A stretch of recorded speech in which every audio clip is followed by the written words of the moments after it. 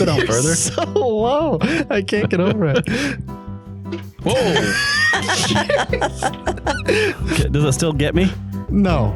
There's no way. Can you look real quick? Because I'll sit this low. That might be the best podcast ever. Can't see him. It's a relaxing episode. It's a lowrider episode. Kick your feet up.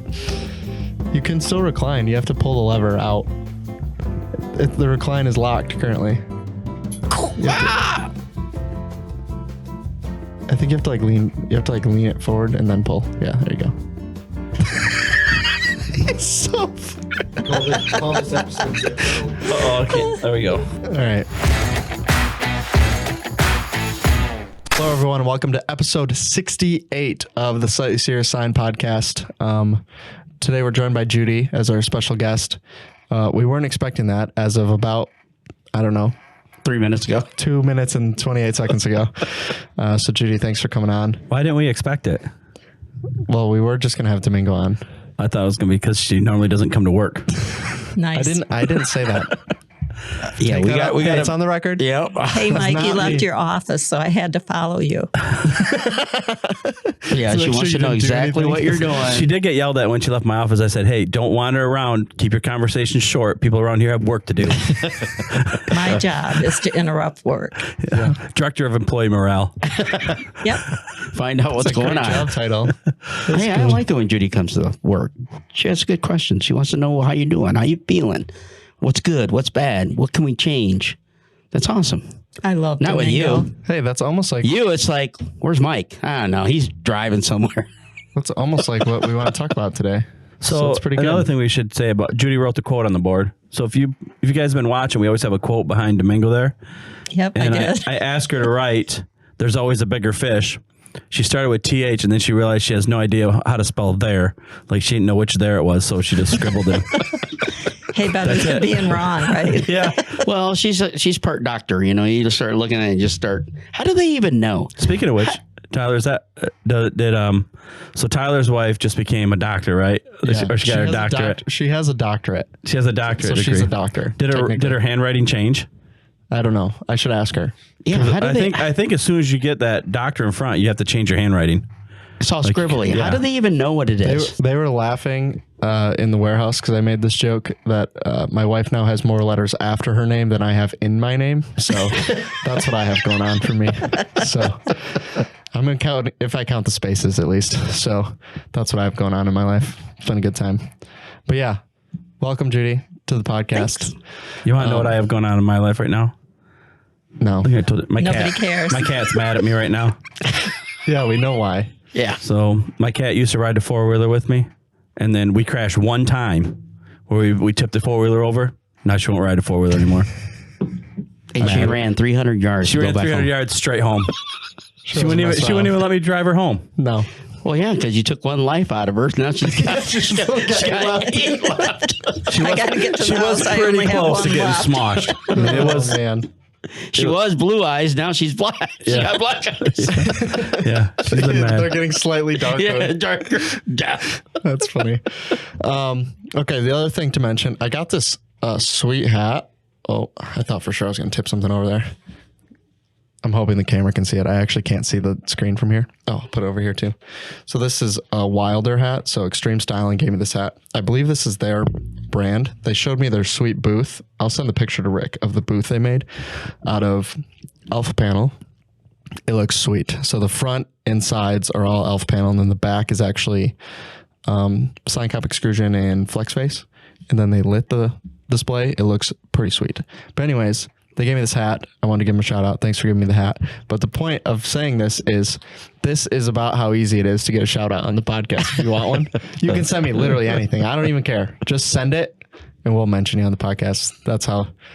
Description is, we got to be careful with that. Just keep They might be sending sending you something that you don't want. I'm saying, yeah, as long as it's something relatively want. Hey. Hello. What are you doing? Podcast. Just thought I'd check. Oh, Judy. That's my typical phone call during the podcast right there. I wanted to shout out. Just get it over with, right? Just get it out. Get it out of the way. So anyways, Extreme Styling, appreciate the hat. Now that we mentioned their name on the podcast, someone may pay them a visit. So if they do, I'll expect a visit. Yeah. Expect a visit. Let us know how the visit goes. To be paid. Yeah. We already talked about it though when we were there. So make sure they don't get a hat.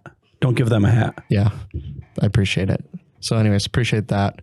And yeah, so Domingo, this was your idea for the podcast. So hopefully it goes smoothly, but we kind of wanted to talk about kind of what's going on in the industry right now and some of the, what's the word you used for it? Challenges. Wish we'd written it on the top. That would have made I said challenges in our industry. What are some of the challenges that, well, we're hearing it a lot from sales reps, from vendors, from all over, some of the challenges that they're running, not just because of tariffs, but we're talking about businesses that they used to do business with that are no longer there. We're talking about distributors that it's been consolidated. And now I'm starting to get a lot of questions of, do you have this product? When I don't even know the company. So I'm getting a lot of more phone calls and emails of people that are reaching out to us to say, do you carry this so that I can buy it from you? And then when I was talking with Tyler, he was mentioning that we're starting to ship more products out of our region. Instead of delivering like we normally do, we're getting a lot of customers that just want the product. They do not want to buy from this source. They are looking for other sources and other distributors that will, one, take care of them, two, understand the industry, and three, possibility of growth. I mean, we talk about growing, and we can't say things on this podcast just yet, but we have a lot of good things that are going to happen, even with new partnerships with different type of manufacturers of machines. So hopefully we'll have another podcast to say, here's all the wonderful things that are happening at Wensco, and here's the new branches that are opening up, and so on and so on. So I wanted to have this podcast to say, what are some of the challenges that you might be seeing, or even as an owner's perspective, you know, what are some of those challenges that you might be seeing out in the industry or hearing? So the shippables, or the things that we're shipping out of our territory, are they like just UPS-able items or everything? So it's a little bit of both. So the one I had last week was actually, I don't think we shipped it yet, is what it sounds like. But we had a customer completely out of our territory looking at Alpha Panel is actually what it was. And what I was telling them was like, well, I can't send you like one, right? It's not going to work. Like, the freight you're going to pay is going to be the same as the sheet is. But I mean, if you're using enough of it, right, then at some point skid quantities become doable with freight in there. And it all just comes down to two things. One is either they absolutely don't want to do business with the only option that they currently have, or two, the other option, they're already paying a ridiculous freight bill from the other company, which is what we've seen in some of like the more rural areas. Even though they have a quote unquote delivery, the delivery fee is so high that they're like, well, I might as well just look at getting it shipped in. What difference does it make if I'm going to pay the FedEx freight bill, or I'm going to pay this astronomical delivery bill by whoever I'm buying from now? So yeah, there's that stuff, but then obviously vinyl and all that kind of stuff. But where is that skid going to go? The one I quoted is in Kansas, but we have gotten some other requests from Missouri specifically. St. Louis, I'll say it. St. Louis area, Missouri.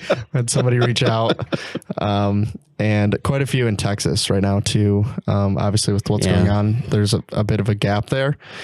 And maybe both options, they don't necessarily like the two options that they had. I mean, Texas is huge, right? So although there's a few distributors already in Texas, some of those areas are still pretty hard to get to. So they may still actually only have one option. And so a lot of people reaching out. I've seen way more of the completed G2G signs, right? So that you don't touch it, they make it and send it out to you. We've gotten a few of those shipped out to areas that we typically wouldn't do business with, a lot in the Fast Signs franchise. So yeah, there's a lot of you're seeing it, a lot of LEDs, a lot of customers that are buying a different brand that they can't get anymore. They're reaching out to us to see what kind of brands we have, and we're looking at possibly bringing on some other stuff that may fit that gap that they need. hopefully, but there's some challenge. That's what I mean by challenges, that there's just a lot of products that they don't have access to. And so they're reaching out to us to see what is competitive enough, or what can I get that you guys carry that I no longer can get, which is fantastic. I mean, we like that, but there are certain areas that we believe in that delivery model, but I think it's expanding into more than what we want, and which is a good thing. Growth is going to happen. So we don't want to turn customers away, but we want to get them a competitive product that they can use. So what's the next question? So the one that I seem to be running into from mostly not our customers, but people that are kind of newer to us, is service is always one of the big questions I get. And I'm talking about this from the machine aspect of things. But even with kind of what we have going on. So the thing lately is a lot of the current machine manufacturers are relying on one group to service everything, basically. Bell and Howell. Correct. Mm-hmm. And so this isn't any shade on Bell and Howell, right? Because I think the point I'm trying to make here is that they're putting a lot of the kind of the promise of repair on Bell and Howell. And I think Bell and Howell just keeps saying like, yep, just keeps adding on machines and machines and machines and machines. And sometimes that tech may not be super familiar with that type of machine, right? I mean, we have a specific tech for the Muto flatbeds versus their eco solvents, because those machines are very different from the repair aspect. So we run to customers that when they're looking to buy from us, or they're looking even just to move service, right? They're like, I bought it from another dealer, but I'm not getting service. Can you guys service it? And it's like, well, that's very difficult, right? That's not really how it's set up with them. But they're running into a situation where it's like, yeah, Bell and Howell's been out here 2, 3, 4 times now, and we have the same issue that we had before. Nothing's changed, right? And it's just how that works, right? They may not know the issue, and because they don't deal with the same machines every day, like it's going to be very difficult for them to figure it out. But I think that's what our job is. And I think instead of the other distributors taking on that role, I think they're just like, oh yeah, great. You guys can service them. Perfect. Let's just do that forever. And now I think too many of them have gone that direction. Now it's like we're too far gone. Like we can't take it back. I got a phone call the other day from a customer, that old Gerber customer, but he had a printer that went down. You didn't have to say old when you talk about Gerber. We already knew he was probably old. Well, his printer went down, and what does he do? He doesn't call them. He calls me. And the first thing I say is that, this machine, we don't sell it. I mean, I'll help you as much as I can, but we don't really sell it. And he goes, well, they've already sent 2 different Bell and Howell techs out here. And now they're going to send a 3rd one because they don't know. He's got to go do something else. And it's like, you don't get that same technician every time that something goes wrong. They bring another guy in, and he's got to start from square one. Yeah. And I explained to him, there's certain things that everybody looks at. So I gave him some tips. Sure enough, got it running. So the guy's like, why didn't they do that? I go, I don't know. That's what I would have done. But again, you're up and running. Make sure that it runs. But maintenance is key. If you don't do the maintenance, that's going to cause the issues. Yeah, but even the maintenance, I mean, you're putting it on them to be like, hey, did you do the maintenance? And then sometimes the question is like, what maintenance? Like nobody told me anything. Like if this machine just showed up here and they set it up and turned it on. Excuse me. Sorry, dude. Luckily, I don't know if the mic can catch it because you're so far down there. That's probably not. This is relaxing. If you can see the camera, this is my relaxing day. Every time I look over, I'm expecting you to be up here, and you're just down. You're a lot lower. I'm just trying to relax a little bit. Good for you.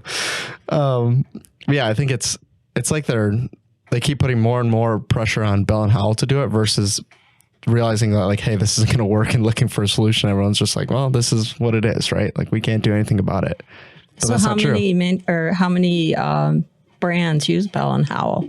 Quite a bit. All of them. Quite a bit. A lot of laminators, a lot of printers, a lot. They do a lot. Even Roland does. Almost all the printer manufacturers that I know of at least do some work through Bell and Howell. I mean, so then why do we do service? Yeah, that's the question, right? Is what's control the benefit, right? But that is the benefit, right? That's the selling point, right? That's why when sometimes we're in a competitive situation, okay, go with them, see how it goes for you. Yeah, And because then they usually regret it, and then they keep calling us, and we keep saying, no, you made your decision. And then we loan them a machine for about the same price, the difference in the machine. Yep. We call it even. Hey, you know what? So do they go through the training that we put our people through? Yeah. I mean, I feel like we invest a lot in techs training and that kind of stuff. Yeah. Yep. No, they do, but your problem is like, so on our side, right? Our techs are servicing, I mean, on the roll to roll side, it's really 2 types, right? We sell more than 2, but in terms of the ones we service, it's really only 2. So there's not a lot in that portfolio that you need to be familiar with, right? Obviously, when they come out with new ones, we got to be familiar with it, but it's not that many machines overall, right? Versus Bell and Howell has to be familiar with, 15 different machines at any given time. It's not even that they have to be 15 different machines. It's 15 different processes too. Yeah, 100%. Like there's a completely different process with Muto than there is with Roland, than there is with Epson, than there is with HP when it comes to service. So yeah, they have to know all the processes too, which sometimes that takes a long time. And even like with our group of techs, right? With the portfolio that we have, it would be so unlikely that we ran into an issue that one of them hasn't seen before, right? Versus Bell and Howell I think their network is so big that it's not like ours, right? Where someone will be like, hey, I ran into an issue I've never seen before, right? And they can just send that to the other techs, and somebody will be like, oh, yep, we ran into that. It's this, like do this and it will probably work. And then voila, there it goes. But I don't think it works. It doesn't seem like it works that way, at least based on when I talk to the customers, and they're like, yeah, the second tech came out and he did all the same things the first tech did, and then he went further. Like it's almost like the information doesn't get spread out. And I think it's just how that works. Like I don't think it's anything on them. I think just the pressure from manufacturers of machines and equipment has been pushed so far that way, and now we're just accepting it, I guess. I think the biggest issue that we're trying to bring up is that customers are basically at a loss. Yeah. I mean, when a printer goes down and they don't have a backup, and now you got to wait for a tech from Bell and Howell to come out, that could be 2 days, 48 hours. It could be 72. You don't know. And then they got to get parts. They got to get pieces. I mean, most of our techs have pieces with them. Yeah. So the common parts that go bad, but I think that it's the customer that's going to hurt. And this all new changing of this competitor saying that they're going to service all the United States, I'll tell you what, they're going to have some issues. Yeah. It's going to happen. Sorry to interrupt you guys, but I just want to take a minute to talk about Nakusa, the name behind R-Tape. R-Tape's the #1 application tape out there, but they are more than just tape now. Nakusa has a full range of products out there. Their new one is called NextBond. This is a UV cured adhesive. Why does that matter? It's an eco-friendly and durable option, but comparable to most of the eco-friendly options, this is a cost-effective product. So if you're looking for an eco-friendly product or a durable product or just in general a good vinyl, NextBond is going to be the one for you. This is available at Wensco.com as well as all of their other products. So check it out at Wensco or reach out if you have any questions. Oh, and don't forget to use your Nakusa bucks.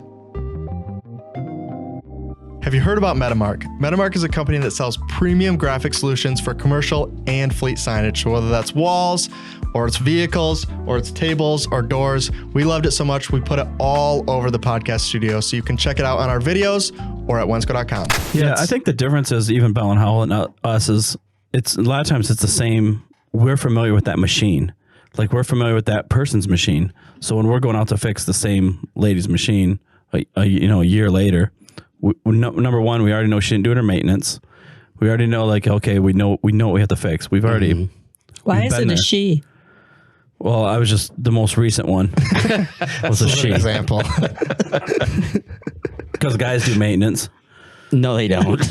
I can tell you, I know a lot of guys in the industry that don't do it. Also, if you're listening to this and you happen to own any newer equipment, just know that they track all of that now. Yeah, which is great. So, yes, they have if we proof. show up and you're like, I've been doing it every week, we can check that. We can print it. Physically checkable. We can print it and show you that the answer was no when we ask if you're doing your maintenance. Like how many times do you do the manual maintenance? Every week. This says one time. Yep. Well, hold on. I did it, but we got a new guy and he hasn't been doing that. Like, I did it the one time, the first time. So just with the heads tech. up. Okay. That's kind of like the dentist when the dentist asked me, have you been flossing? No, I think the last time I flossed, you did it. That's a good point. It's usually, yes, I've been flossing. Oh, every time. Yeah, at least for the last, 4 days, just thinking about this appointment. Yeah. Why is it that when you have a dentist appointment, you start brushing your teeth harder? It's like you're like really thinking about it too. You're like, this isn't going to be good. This is not going to work out. I mean, I equivalent it to like when I went into that my cancer surgery was sunburn. Yeah. I do the same thing at the dentist. Yeah. It's their job to clean them up. You're not normal. Yeah, not a recommendation. So anyways, that was one of them. The other one that we're running into that we kind of already brought up too, that seems to be turning into more and more of an issue is just the way that freight works in general, right? So with what you were talking about where delivery is getting far and far away from a normal way that people get their product if they're not ordering it from Wensco here locally, right? We'll deliver it. But a lot of these customers are dealing with the only option they have is to have it shipped in. And the stuff that we have in our industry is just not meant to be shipped, right? Like I'd love to put the blame on some of these other companies that everyone, if you were listening to this, you probably are familiar with the company I was going to mention there, but I won't mention their name, but who is just known for their boxes just showing up absolutely destroyed all the time. I don't think they're out there destroying their boxes before the FedEx truck picks them up, but or UPS. The way, yeah. Well, FedEx. Oh, hold on. We're not trying to throw anybody under the bus here. So I'm saying FedEx, I don't think they're destroying them before FedEx or UPS picks them up. I think it's just the nature of these rolls are 60 pounds, 64 inches long, and the drivers absolutely do not want to deal with them, right? They're not part of their normal packages, and they're definitely not being careful with them. But if we keep getting less and less distribution locations, which is kind of what's happening across the board, then the only option people are going to have for some of these locations is to ship it in. And it's just not a good solution for our industry currently.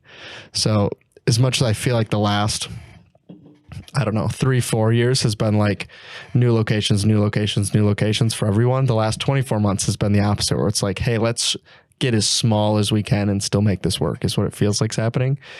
And where they suffer is all the things we already mentioned. But freight, I think, is a huge one right now, where it's just like getting damaged product, right? So it's like, oh, I can get it to you in 2 days, and then it shows up damaged. And then you're playing the game in your head like, okay, do I do this job?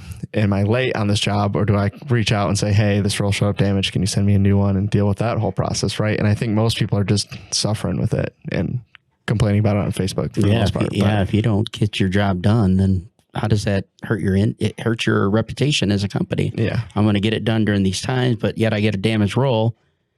Now I got to wait for another roll. When's that going to take? And I promised this guy on this date. Yeah, it's just a trickle effect. So is the second roll going to be damaged too? Don't know. Yeah, probably. I think that's why they're not returning them.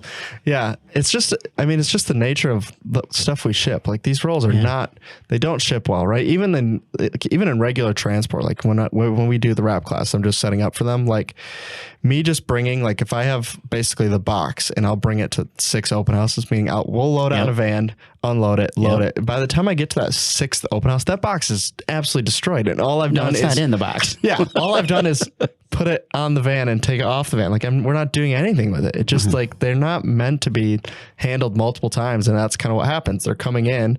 A lot of times they're not even ordering in skid quantity, right? So they're coming in from UPS or FedEx to the distribution center. They're going on the shelf, then they're coming off the shelf, going back on a UPS or FedEx truck, and then going to the customer. And by the time they've been handled that many times, like the flaps in the box just don't work anymore. They're just open. The ends are taped closed. Like it's just not, I just feel like it's how our industry will survive. Like I don't think it's going to work long term that way. That's just my opinion. Well, not unless you repackage it correctly, with heavier box and more cost. Yeah. So. Yeah. So that's something I at least noticed. The other one that you brought up that we're seeing a lot more of is the whole route of cheaper. Everything across the board is just getting cheaper and cheaper. And at some point, I think we're realizing maybe we went too far in that direction, right? Where it's like, okay, we can get it to the price point that you want it to, but is that actually at any longer the product that you actually need? Well, the point that I was trying to make is that people always want cheap, right? They want a cheaper product. We do it now. We go on Amazon, we go wherever to find it as cheap as we want. But is that really what you really need? And what I mean by that is there could be failure on this cheap product. So a company buys this roll at a cheaper roll price, does the job, 6 months, 3 months later, it fails. Now they have to redo it. They can't get the product. It's a different product now, or it changed. Now they're putting more money into that job than they originally should have. So that's what I mean by challenges of customers that want cheap. Should not look for cheap. Look for your longevity of your job to try to make sure that that's the right product, so there is no failure. And right now we have customers that are sending us stuff back that's failed. They should have never bought that in the first place, but yet they bought it because they compared it with another distributor at a cheaper price, and now they're paying for it. Yeah. You wonder if they live their lives that way. I always look at it when like, oh, I got to have it cheap. Okay, when you go to you need 2 new pillows. Do you walk down the line, find the $2 ones? Like, if you get do you live your life that way? If you get enough of them, they could be pretty comfy. Yeah, you buy 6 $2 ones. Instead of one, and the same instead thing. of one $6 one. Yeah. Those are the people that buy the cereal in the bag. I guarantee it. It's the same cereal. Yeah, they buy the unbranded stuff in the bag. Same people. It starts getting real stale by the time you get to the end, though. But yeah, no, it's just that stuff where it's like, if the conversation always starts with cheaper, like, yeah, I can find you the cheapest available option out there. Like, if that's what you want from us, sure. Like, I don't want to do that. I don't want to carry the cheap products because I don't want all the claims and all the work that causes us in the long run. Yeah.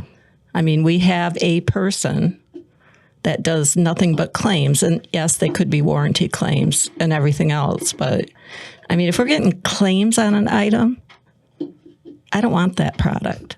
Yeah. Well, we've always decided, or I kind of decided with Mike, that we should always have a best, good, and, a lower economy product. And the problem is that these people are looking for that economy product, and it's just like it's not the right choice for you, really. And there's times you got to tell them, like, if you just want white, cheap, and sticky, we got it, but we're not going to guarantee any part of it. Yeah, exactly. And it's a very specific, that product should be used for something very specific, right? Like, I even think about, like, in 3M's portfolio, like, how many tiers there are on their wrap film, right? Like, even sometimes someone will be like, hey, do you guys carry, and they'll give me an IJ number code that I'd be like, probably. I don't know. We can get it. That's new to me. It's just like, there's so many of them because 3M is saying, like, hey, there's a film for every application here, right? And you may not need the highest end on here, but maybe this one will work. But the problem is when they're looking at this price and be like, oh, they see a picture and it's like, oh, this is a wrap material, and they're buying something closer to the economy side of things and then using it in a way that they shouldn't be using it at all. And then they reach out to us and they're like, hey, this didn't work the way it was supposed to. I think it's defective. And you'd be like, it should have never gone that way in the first place. Calendared, monomeric. Yeah, that's cheap. I did really struggle to get it around the bumper. Yeah. I wonder. bet you did. I can do it. You give me some heat, I'll get it around there. Yeah, right. Heat and mash. It'll work.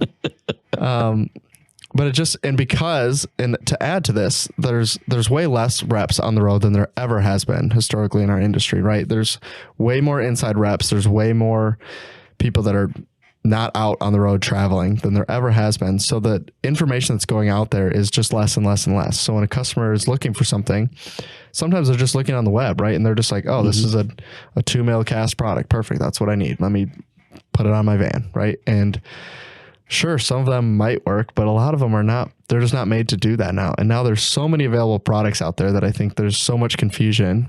And rather than asking somebody, they don't know who to ask because they don't have a rep. No one's ever reached out to them. When they call, whoever they call, customer service may have no idea what they're even looking for in the first place. And so that's kind of been our push on the podcast. We've been talking about it for forever, but also with like our reps, right? It's like, hey, you need to be like, when someone has a question, like I've been hounding on one of our reps specifically. I won't call him out on the podcast, but because one of his customers sends me like a contact us form like every week. And I keep telling him, I said, I'm going to start returning these in. Okay. If I have to keep answering your customers' questions, okay, this is not my job. Okay. You know who they are. So to be fair, they are well aware who the rep is. And I don't know, for whatever reason, they just like to use the contact us form. But the point is, if you have a question, you should just know who to ask. Like your rep should be the first person on your mind. Where it's You like, always want to reach out to your perfect. rep. Let me call my rep, or let me email my rep, or let me text my rep. Maybe they don't like their rep. Could be. Could be. Could be. But we have other reps. We have other people that can answer those questions. You can always, at least me, I can always tell a good rep by how many times their customer calls customer service. Like if they have an issue, Yeah. if they call customer service, then you're not a good enough rep yet because they should have called you first. And we have some reps here that their customers never call customer service. They call their rep first. Yeah. So, But you also have the thing, if you have a good rep, you're calling customer service to order or ordering on the web and the rep's not taking the orders. Yeah. yeah. For sure. Like when Horvath tries to get me to put an order in. You can stick it, buddy. You can call customer service. I'm not an order taker. You need to be nice. We have a couple of customers that like to call me and try to place an order. I'm not an order taker. I ain't taking an order. Or you could just send it to sales@wensco.com. I mean, we get a lot of questions all the time. And it's not even sales related. You're supposed to do the hand motion. Sales@wensco.com. Thank you. It looks really. It doesn't matter. We'll reroute it to. I mean, I've gotten questions. Get routed to the right person or your rep or whoever. They get answered. That sales@wensco.com gets answered fast too. I'm on that email too, so they get answered fast. Yeah. Really fast, actually. By the way, Mike. Yeah. Your job is to do anything for a customer. No, customer's not always right with me. Just specific ones. Yeah, I don't care about them. Some of them you know how easier our job would be if we didn't have customers? Yeah, we wouldn't be in business. Or employees. If we didn't have to talk if we got to rid them. of all the customers and the employees, this job would be cake. You know how easy it is to just put rolls on a van and just drop them off? It's the easy part. We could do that all day. So if you are a customer and you never have any questions or complaints, go to Wensco.com, place your orders. That's perfect. We should put that slogan up. You want me to write it on the board? No, I don't want to have to spell it for you. Oh, no. What's your next question? Do you even have another one? Okay, so you know the familiar thing where you said you didn't know how to spell it. Now the problem is I can't read what Domingo wrote on this paper, so. Oh, that's my paper? Yeah, I didn't write any more notes. Okay. I just used yours. All right, Domingo, what you got? Let's see what we got here. We're real professional in this one. I made a joke that the only notes I had were I didn't write anything down, actually. Judy has to call you. Where you at? Yeah, are you busy? Private label inconsistencies. Oh, yeah. So what we're seeing, especially, this is specifically in the cast product category. So a lot of the private label that's out there in cast, so wrap material that's out there is just one. Sometimes you'll order a roll and the next roll you get is not even going to be the same roll that you ordered 2 months prior. Like they're changing it so fast because the only thing that matters on private label, for the most part, from other people, I would say, but I mean, for us, it's important too, is cost, right? Mm-hmm.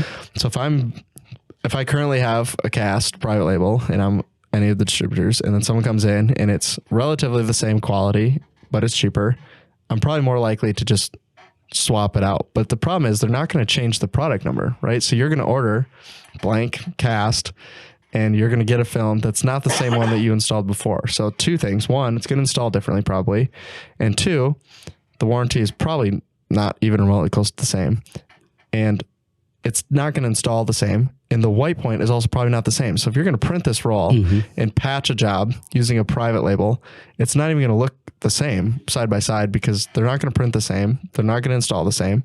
And the colors aren't going to be the same on the product. We don't do that.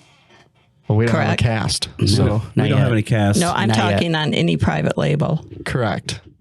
We might switch once in a while, but not very often. Yeah, usually it's a run out. But it's tested before we do it. Oh, it's definitely tested. Yes, absolutely. But they're probably testing it. They're just changing brands. Yeah. Because now this brand came in cheaper. Now this brand came in cheaper. So like, and we can touch them and tell you what brands a lot of that stuff is. I mean, we know every brand. I mean, a lot of people don't really realize what's in a product. And what I mean by that is you have different types of adhesives. I mean, you have acrylic adhesives. There's so many gray adhesive. There's so many different things. Do you want to block out? Oh, well, this one's darker. When you talk about white point, well, guess what? It's probably gray adhesive for a blackout. You know, just a lot of different things and changes when it comes to what you used to get. And that's my point that I was trying to bring up is that, you know, now that this whole ordeal with different products need to come from different areas, everybody's sourcing things differently now. Yeah, especially so now. that A product is not really an A. It's almost like a B product. If you really look at the spec sheets or whatever they are, well, I was getting 2 mil.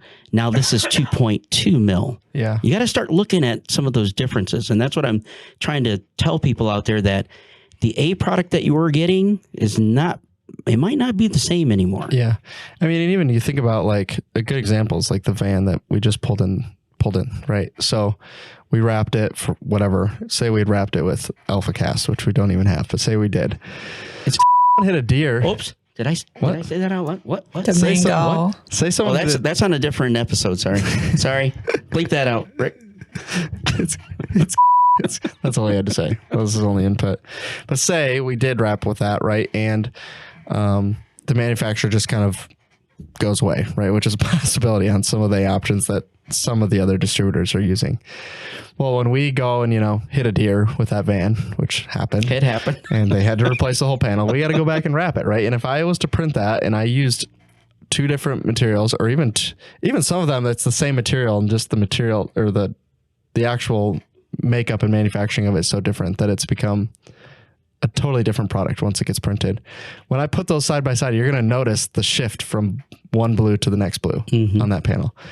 And I think people are using it knowing that, oh, okay, yeah, if I have to come back and print it, that may be an issue, and just being okay with it versus just no, they're not thinking that at all. No, they're probably saying, no, I'm going to print it, and that's just the way it is. Yeah. Sorry, customer, that's just the way it is. I'll never have to do it again. Yeah, probably.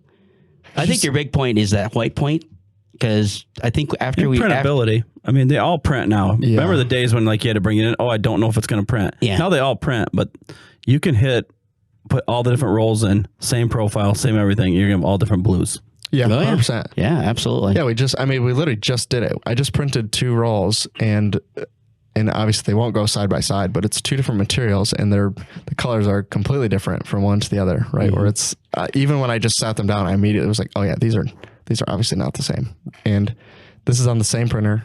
Like you said, same printer, same profile, same day. I printed them same day, still different colors. I think you got to also bring up lot number too, because sometimes that batch that they made has a different lot number than what the second one came in.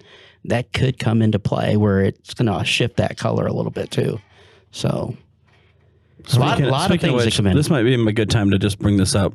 Our Alpha Panel Black that we have, we're not switching manufacturers, but it may have a different masking on it when it shows up next. They screwed up the masking and they said, will it still work? I said, yes. So Alpha Panel Black, you will know where it's coming from the next order. If you order it. If you order Alpha Panel Black, do you remember next month, you'll know exactly where it's coming from. Do you remember the first time we got no way. The Alpha Panel Black and we thought it came unmasked? Because it turns out that the print is translucent and it was black ink, and nobody thought, hey, should we ask them if they want to switch the print? Nobody said anything. And we got them and we're like, do they forget to mask them? And they're like, oh no, they're masked. And then you peel it off and you can see it says Alpha Panel. Well, there's some things like that. Like, is it really a secret? Does it really even matter where Alpha Panel Black comes from? You can figure it out. I mean, we get all our ACM from the same place. Well, when we sat in that meeting and at MSA, and 3 people in a row got up and said, hey, we now get our ACM in Texas. And then the next person said, hey, we now get our ACM manufacturer in Texas. And 3 people do that in a row, and you do one quick Google search and realize that there's actually only one person manufacturing in Texas. So theoretically, we might all be ordering from the same place. So technically, our Alpha Panel Black may say AmeriCorps the next time it shows up. Hey, it's American. It was made in America. Alpha Panel Black, made in America. We did it. So. But it'll go back to Alpha Panel after this 800 sheets. After a couple skids. It's 800 sheets. We might have messed it up. Well, we might have one customer that wants all of them. Yeah. There's going to be one person that's like, I got a different product. And you'll be like, oh, no, it's just, sorry. You will get a customer that says this is not the same product. And I'm like, I tried it. It doesn't work. Yeah, it doesn't work. And I'm like, it's the exact same product. They just forgot to change the masking. This happens on alpha products where somebody's like, for some hey, reason. I don't like this product. Can I get a different one? And then you just give them The same one. the brand alternative. They're like, this product works awesome. You're like, oh, I'm really glad to hear it. Yeah. Back when Alpha tape. Don't tell our secret. sometimes happens. I definitely did it multiple times on calendared product, like cut vinyl. Be like, someone would order red and then be like, oh, I don't like this one. Can I get a different one? Be like, yeah, here's a different one. Be like, oh, this one works great. Be like, oh, I'm glad to hear it. Back when Fowler's used to have like local offices, the trucks used to stop here, then go there, and like the skid behind it would be like half of one brand and then all their private label. Obviously, it came from the exact same factory. They're all on the same skid. They're all facing towards me. Like, oh, I wonder where that vinyl they got comes from. And they still lied about it, even with picture proof. Didn't matter. So, anyways, doing it. What else did you have on your paper? Looks like we covered a lot of them, and the only thing that I want to bring back up is we brought it up earlier that we have a lot of customers asking about products. If you're using a product right now that you cannot see on our website, please reach out to your sales rep so that we could take a look and see if this is something that we could help out and bring in. But again, we would like to. I think, Mike, can you explain the stocking procedures of what we have at our warehouses so that customers understand that we need to sell at least 3 times a month so that they understand that that's a stockable product. We have an A class, B class products that we want to stock, but if there's certain things that we don't stock, we would rather drop ship them. But as soon as it starts to sell, it triggers our system. Yeah. Why am I explaining this? Yes, I got it. So I like it. You asked him, hey, Good would you like job, to Dave. explain it? And then Here I am explaining, like usual. Yeah. Hey, can you explain me how this Remember when you works? did that? So like when didn't he do that to Graph Tech? Yeah. And then I could we answer finally asked anything. Gary a question. He said, Domingo, you want to take this? like, yeah, Gary asked You know, him like if this he wanted Lego, I could. No, never mind. He wanted to try to make you look good, but didn't think it would happen, so he just went into it that's nice, himself. Judy. Yeah, I kind of to- get that. too nervous. Yeah. You wouldn't know the answer. You're looking too low. I'm hiring you, and that's why. I'm just relaxed. Just relaxed. You're looking down. I on was him. looking down. So our inventory is all automated for the most part. Well, we don't want to give all our secrets, but there's a human factor in it, but we set parameters up. If it's ordered so many times per month with 2 months in a row, it's marked stockable. It brings it in. It has all the factors in it, so it knows how often you buy it, what the amount of freight we want to have, or how many we want on a skid. It basically takes all the parameters and then it's looking at usage. So if we don't have it in stock, one of two things happen. One, people are not ordering it enough, or it's just or someone had a bigger buy than normal. Right. And most of the time when something's not in stock, it's we have A, B, C, D class. Everybody has its own thing. It's usually the B to C class because we only sell 2 a month, right? And then all of a sudden someone buys one, the third person wants to buy another one. So that's the times we run out. But other than that, A class almost always in stock. It's basically saying put 14 days or whatever it is of safety stock in. So it's pretty automated. It's pretty good. I think we have a pretty good formula. We obviously have mistakes here and there where we all of a sudden will find them. You know, and hey, this week we bought 300, went to 0, bought 300, went to 0, bought 300, went to 0. And we found out our review cycle's marked at like 3.5 years. So it's stuff like that where just someone mistyped when we're putting in the formula. Right. So, but yeah, if you continually buy it without us actually changing it, the computer system grabs it and puts it in stock automatically. So if you're buying it 3 times a month, it's automatically going to stock however many it thinks that we need to buy in that time. Yeah, and that's the point that I was trying to bring up, because there's certain customers that want a full skid of a certain acrylic of some sort, blue or whatever it may be, that we don't stock. They think that's going to be in stock all the time. No, that's not how it works. We just need to make sure that you're buying on a consistent basis so that it triggers that. Yep. And then we can override the system and then the system will override itself too. So, hey, can you stock 10 of these on the shelf? Yeah, we'll stock 10. If you start using more than 10, the system will grab it. If in 3 months or 6 months we review it and you haven't bought 10, then we'll adjust it. We'll probably give you a phone call first and then we'll adjust it. Yeah. So, and that's by branch. That's by branch. Yep. And so you think about like the reasoning behind that. So someone's like, okay, if I bought a skid, why wouldn't you start stocking it? And sometimes you run into an issue where it's just one specific job, right? It's like, oh, we did this very specific project that needed this blue or green or red or orange acrylic, right? And then, but once they're done, like, it's not like you're going to be like, oh yeah, I need one more, like randomly. It's going to be very specific. So that's why it's set up the reason it is. Like, it's not based on volume. It's based on actual quantity of orders going in. So the downside to the way we do it, and then the upside to using a hub is CD items. So like neon glass right now. If everybody sells a case of neon glass, 7 branches every month, everybody sells 1 case per month, it'll never say bring it in stock at any location. So that's when we have to override the system. We're like, we have to treat this as one location. We treat these products as one location. That's why you'll see, like, when you go on our website and you'll see a whole bunch of stock is either in Grand Rapids or a whole bunch of stock is in Chicago. It's because every branch by itself doesn't buy enough. But together, we all buy enough for that product. So when you see that and we have to transfer it, that is the reason why, is because certain items we treat as one branch, just because each branch wouldn't stock it. Yeah, and sometimes it is, and sometimes that thing you're talking about is also just very item specific, right? Like I needed a specific roll of something the other week, and Chicago had like 24 of them, and nobody else had any. And I was like, that seems odd. But then I went and looked. Chicago's the only one buying them. So I was like, well, there you go. All right, that makes sense. So sometimes if you're like, why is all the stock, elsewhere? It's the only place that we're selling it right now, right? That doesn't mean we can't get it to you. I mean, you brought up Horvath earlier. Like, he just reached out randomly and was like, hey, I need to start using this Avery part number that I'd also, same as 3M thing earlier. No idea. Never heard of it before. I was like, no idea, but sure, if you want it, we'll put one on the shelf.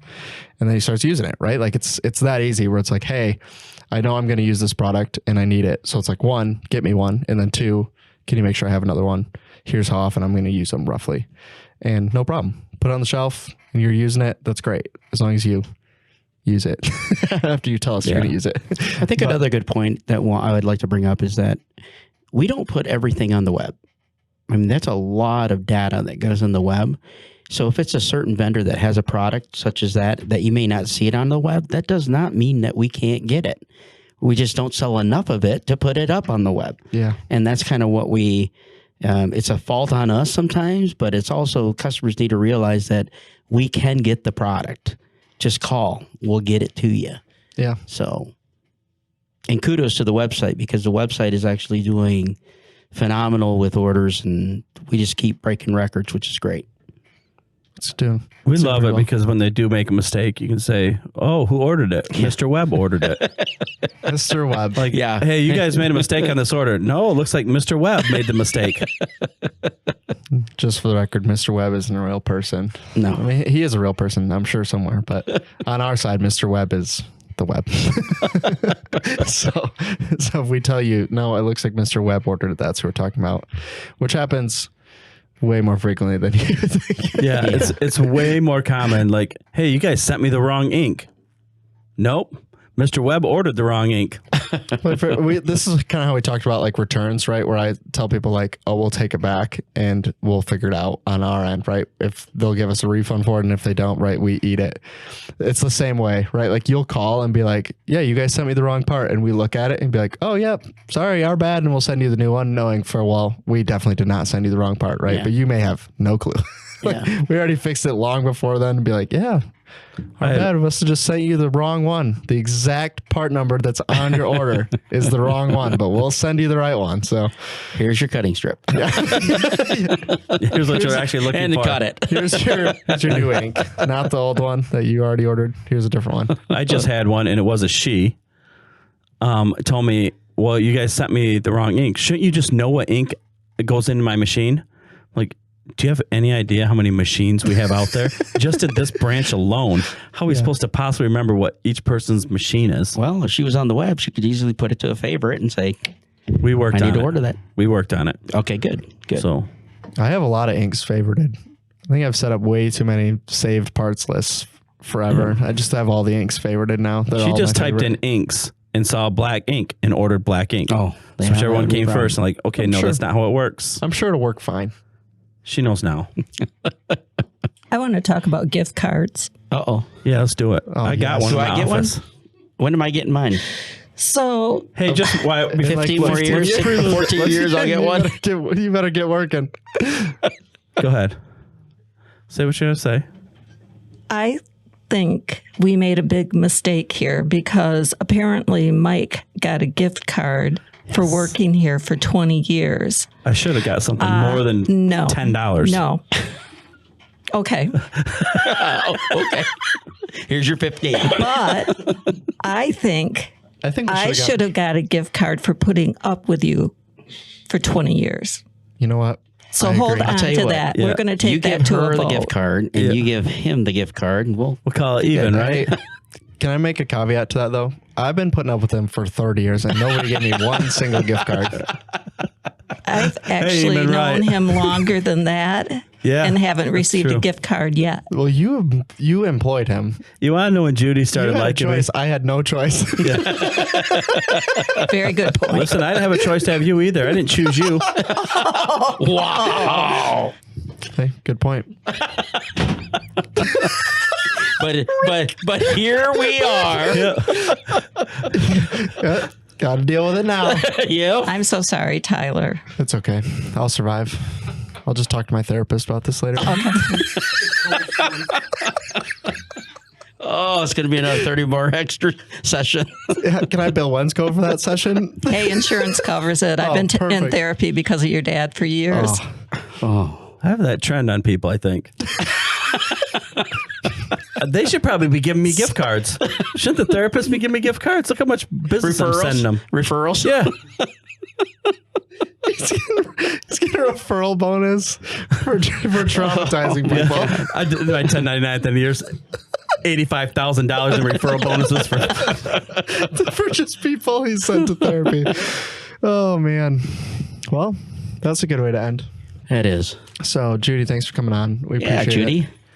And yeah, hopefully you guys, if you're running into these issues, you should check out Wensco.com because we're perfect. I'm We looking don't for ever make ideas I could mistakes. get with my gift card. How much was it, Judy? We She don't thought- even know. I thought $20 is what you said. Was it I know how 500? much it was. Was it 500? Yes. 500 bones. Hey, send ideas of what I can buy that's A gift for me. worthless for $500. What? I gotta have something that's. It's going to probably be I gotta a Yeti. buy something I normally wouldn't buy for $500. Well, then it's not a Yeti. I'll card. give you my list of what I want. You know Great. You know how many puzzles you can get for $500? It's a lot of puzzles. Certain brands only. That's like a month and a half supply of puzzles. One puzzle is a year supply for me. Yeah, I bet. So, anyways, send your really terrible $500 gift ideas. and we'll make it happen. You know how many Wendy's coupon books you can buy for $500? Dude, you have so many. You Lot got of Frosties Frosties. for life. Chili dogs. You should. That's actually you should get a fryer for corn dogs. That's what you should get with your $500. That'd be the most fitting. They hook up to your Blackstone now. You can just set them right on the side. Yeah, but I kind of like my air fryer corn dogs. Nothing beats a gas station corn dog though. You still have to buy corn dogs though. If you get a fryer, then you don't have to buy corn dogs. You just buy hot dogs, then fry them. Don't you have to put like breading and stuff on them? Yes, obviously. He'd need a recipe lot of work. for sure. Never mind. You Just lost. stick You, with lo- it. you lost him at Fryer. Yeah, you could buy like 12 of them for $5 at Meijer. They can't be as good though. That's my argument. Did we talk about the comment Judy liked on my Facebook about where's the best pizza in Sparta? No. So Sparta Communication, remember they said, where's the best pizza in Sparta? I remember that. I don't remember the rest. said- Family Fair. I said Family Fair, Jack's Pizza. Oh, yeah. I didn't even see the comment, and I already knew what you were gonna say. Yeah, Family Fair, Jack's Pizza, best pizza in Sparta. It's probably close, sadly. Oh boy.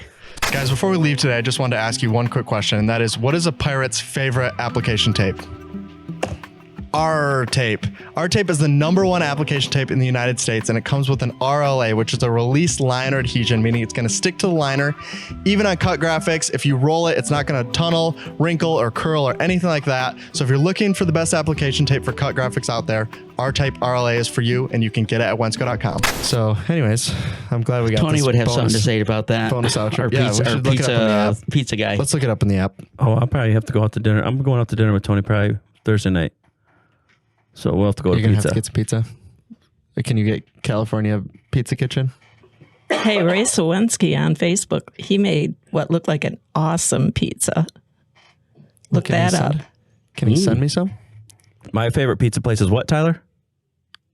California Pizza Kitchen. Yeah, I love that California Pizza Kitchen. I literally just said the name and then immediately forgot the name.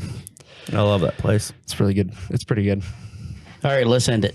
All right. Thanks, guys. We appreciate you listening. Thanks for coming on, Judy. Judy, thanks for coming on. Domingo, thanks for joining us.